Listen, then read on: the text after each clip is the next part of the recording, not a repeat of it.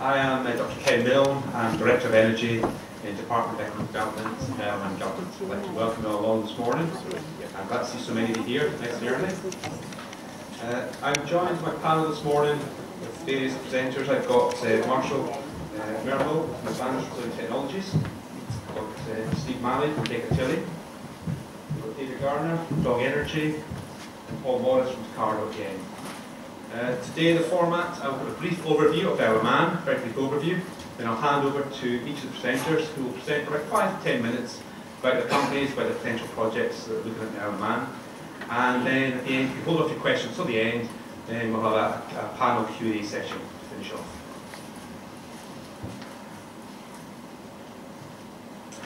For those of you who don't know where the Isle of Man is, it's an island in the middle of the Irish Sea. It's about 30 miles in length, 14 miles wide. Population of 85,000. It's a very small island with a very key central position right in the heart of the British Isles. It is a British Crown dependency. That means that the head of state is Queen Elizabeth II, same as the UK. The UK is responsible for our good governance and our defence, but the Isle of Man is responsible for everything else. We have our own parliament, which is the world's longest continuous parliament, in operation for 1,000 years. That parliament makes its own laws, has its own tax regime on the island. So we are not part of Europe, we are a low tax jurisdiction. That means that we offer 0% corporation tax for most businesses. We have 0% capital gains, 0% inheritance tax, and income tax tends to be about half of what it is in the UK. Most of our revenue comes from income tax and also VAT. We are part of the VAT sharing arrangement with the UK. So we collect 20% VAT, same as do in the UK. And Isle of Man has access to the EU customs arrangement because of the VAT arrangement with the UK as well. We are a well-regulated international finance centre that offers quick and easy establishment of new businesses.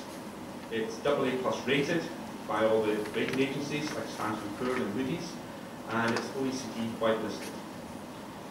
We are a small island with a small government. Therefore, we're business-friendly and a very accessible government. You have access to senior government officials, ministers, chief minister, etc. Although we have our own legal system, it's based on common laws. It's very similar to the UK English legal system. This provides legal certainty and commercial certainty. Easily accessible to all major UK transport hubs. Direct flights into London City, Gatwick, etc. We have a growing clean tech cluster and we see it's a great opportunity. Our department has set out our Vision 2020 with key growth areas for our island. Those are 8 areas, one of which is energy. We see ourselves potentially as an energy hub because of our location and the opportunities available to us. I'll tell you a bit more about it shortly. We are ready to invest heavily in our energy infrastructure. We have a state-of-the-art power infrastructure. We have access to the main gas network for the natural gas from Scotland to Ireland, with a spur of that, and we generate most of our electricity from natural gas into a combined cycle gas turbine. We have a subsea cable connection back to the UK, and we actually export electricity back to the UK already. About 20–25% of electricity we generate goes to the UK. We also have an energy from waste plant. It's all the domestic refuse, doesn't go to landfill in the island, it gets incinerated to produce electricity. And that plant, when operating at maximum capacity, can generate up to 10% of the island's electricity requirements. We also have state-of-the-art IT and telecoms infrastructure. We have a number of tax agreements, including double tax agreements with the UK, US, etc., and various tax exchange information agreements. Some of the key benefits for clean tech businesses being the Isle of Man, of which there are 4 key ones. One is that we're a great location to trial new technology. We are a small island, we are an easily accessible government, and we're receptive to listen to new ideas. 3G, 3.5G mobile phone technology was trialled in Isle of Man and then rolled out from there to Europe and to the world. Since 2009, we have had electric motorbikes racing on the island. You can see the bottom left-hand of the screen, that's an electric motorbike. It's competing in TT0. Here the electric bikes go around the TT track, which is 37.75 miles in length, through towns, over mountains, challenging environmental racing conditions. And those bikes now do in excess of 110 miles an hour average laps around that circuit. So as well as being a location trial technology, we also have an existing manufacturing sector on the island. This is a very large sector for us. employs about 1,000 people in the precision manufacturing sector. We have companies like GE making components for the aerospace sector. We make components for Boeing, for Airbus. As well as GE, we have all the supply chain. So for every GE company, there's about 12 smaller supply chain companies there as well.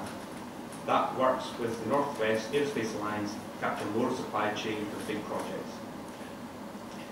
That manufacturing sector allows the opportunity to use existing skills on the island to develop technology, new technology in the clean tech sector as well. We have access to European markets. We're not part of the EU, but we have an arrangement with the UK for the free movement of goods into the UK and into the rest of Europe.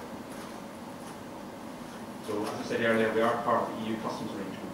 You can import goods into Europe via the Isle of Man, and they don't even have to come to the Isle of Man. They can go direct to the UK and all done electronically to the Isle of Man. So again, opportunities for importation of products. And the Isle of Man is signed up to all the IP treaties in Portugal. We're signed up to the PCT, Group for Patents, the Madrid Protocol for Trademarks, the Berne Convention for Copyright, all applicable to the island. So your IP is well protected.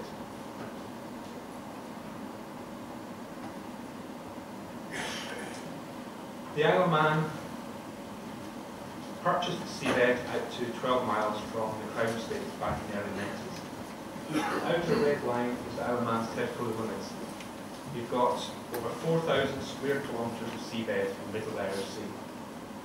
That's over 87% of our total territory is seabed. And because anyone who's ever been to the Isle of Man, we know it's a windy location, great tides around about our island, with opportunities for offshore wind and tidal projects. We'll do a bit more about that later.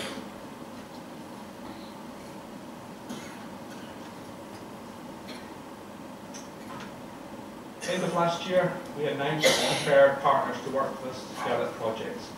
Dong Energy were appointed as preferred partner for offshore wind.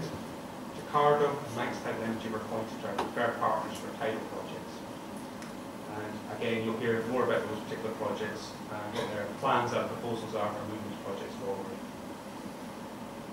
So I hope that's given you a flavour for some of the overview of the Isle of Man, some of the opportunities that we offer. I'm around for the rest of the day and happy to meet with anyone that's about. I will now pass on to our first speaker.